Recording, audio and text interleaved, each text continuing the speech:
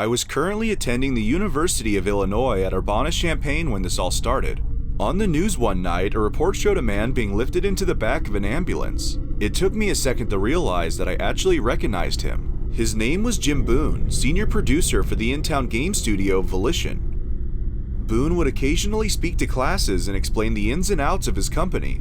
It was chilling to see him in that state, but I wouldn't pay much mind until the next morning. Due to a tragic car accident, local video game producer James Nephilim Boone died yesterday at 3:45 p.m. In honor of his memory, Volition Studios is currently holding a fundraiser to help the grieving Boone family. As of now, until Jim's funeral, any purchase of the company's developed games will have the proceeds sent to the Boones.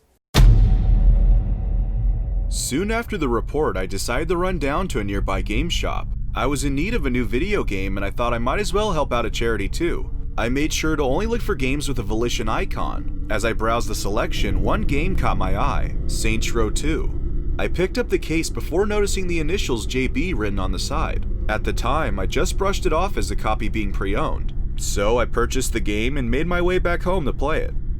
After an hour or so, everything played like your typical open world shooter. It wouldn't be until 3:45 that things would take a strange turn.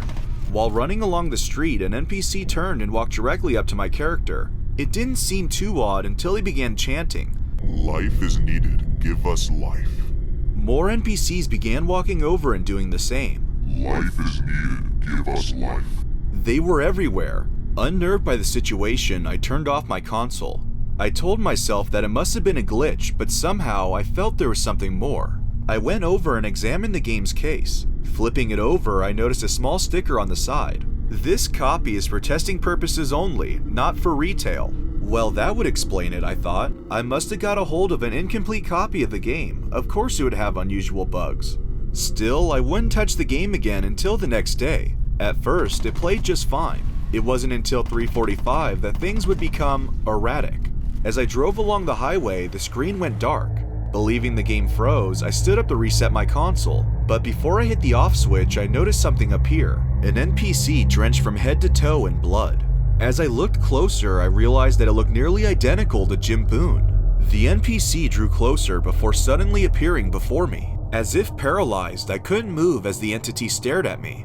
With a soulless expression, it began to whisper, "Life is needed, give me life." Knowing that something had to be done, it took every bit of strength to pull myself out of the trance and jerk the console away from the wall.